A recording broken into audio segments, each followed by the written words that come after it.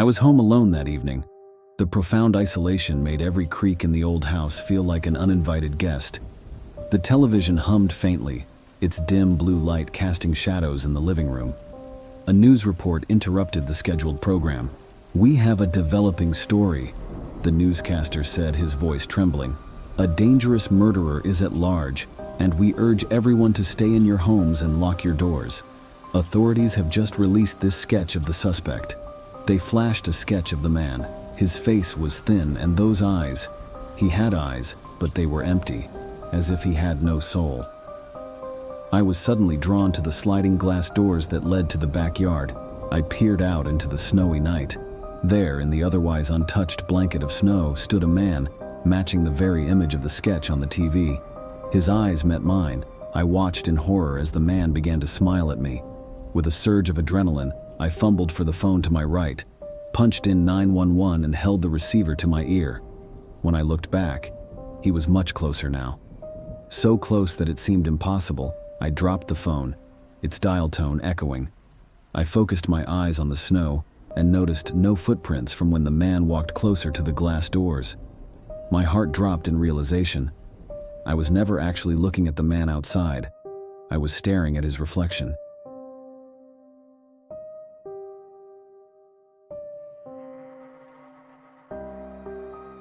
I was at home. My parents went out to, ironically, get milk and other things, of course. I suddenly heard laughing coming deep from my closet. I thought it was my little sister trying to scare me, so I called out, "Scarlett, I've told you countless times that your tricks don't work on me anymore." I suddenly got a text from my parents. It said, "Your sister is helping us get the groceries so we can get home quickly." My blood ran cold. I quickly scanned the area as I heard it again. "Come on, Chester, I want to play with you in the closet." I quickly jumped out of the bed and ran as fast as I could. I heard a blood-curdling scream as a bang came from my closet. It was chasing me. My heart pounded as each step hurt my chest. It felt like I was about to throw up. I reached my neighbor's house and banged on the door. They opened the door with worried looks on their faces. I explained everything as fast as I could, and they called the cops. The cops arrived and found a naked man in my closet. While they walked out with the man looked at me, and his facial expression is something that will haunt my dreams for the rest of my life. He smiled at me with an almost ear-to-ear smile and mouthed the words, "Good decision," as they put him in the car. I always sleep with a nightlight and never stay home alone. One thing always keeps me up at night, though. What would have happened if I chose to open the closet door?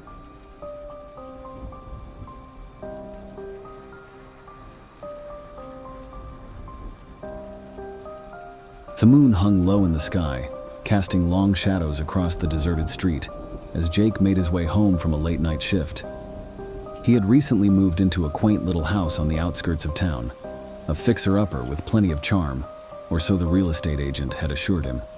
But as Jake approached the house, a sense of unease settled over him like a heavy blanket. Entering the dimly lit hallway, Jake couldn't shake the feeling that he was being watched. Every creak of the floorboards, every whisper of the wind seemed to send shivers racing down his spine. But he brushed off his fears as the product of an overactive imagination, chalking it up to the unfamiliarity of his new surroundings. Exhausted, Jake climbed into bed and drifted off to sleep, the events of the day slowly fading into the recesses of his mind. But just as he began to slip into unconsciousness, he was jolted awake by the sound of a child's laughter, a high-pitched, tinkling sound that seemed to reverberate through the empty house.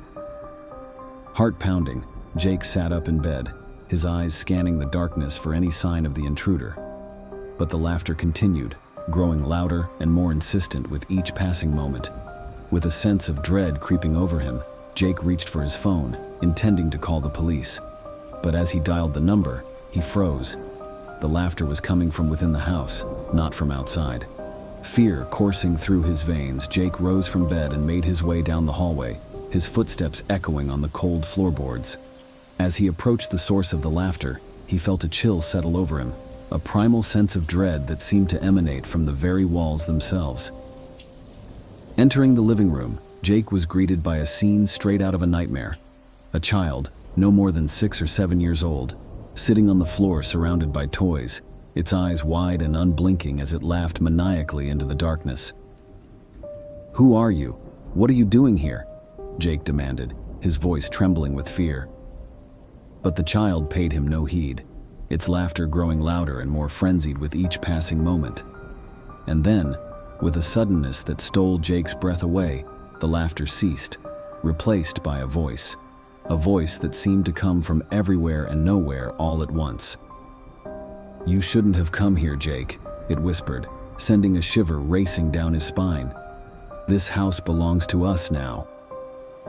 With a strangled cry, Jake turned and fled, the sound of the child's laughter echoing in his ears as he stumbled out into the night. But even as he left the empty house behind, he knew that he would never escape the memory of the chilling laughter that echoed through its walls, a reminder of the darkness that lurked just beneath the surface, waiting to claim its next victim.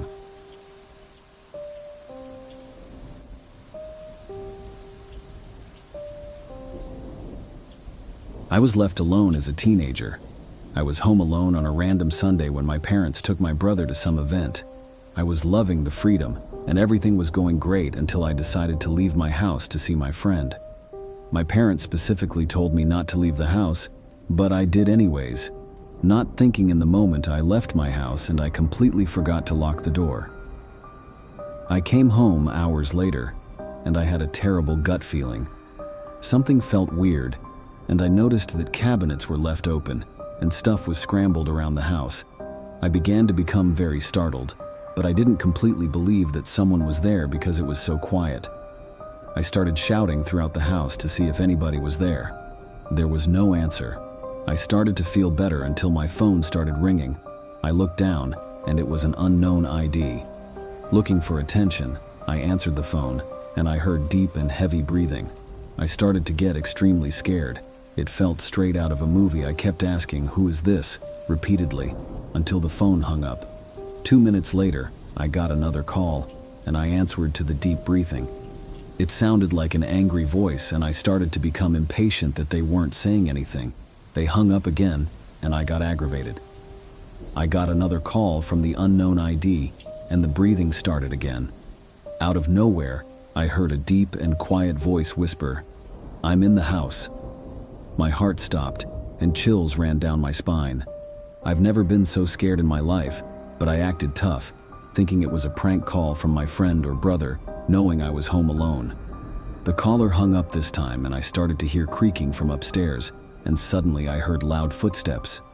Luckily, I heard something drop before he started sprinting downstairs. I was able to get a head start on the intruder, and I disappeared into the woods and immediately called the cops. The cops reported, and they found the door left wide open. They never found the person that snuck in, but I'm lucky to be able to share that wild story.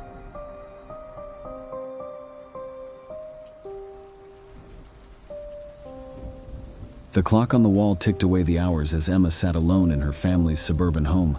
Her parents had gone out for the evening, leaving her in charge of the house for the night, a responsibility she usually relished.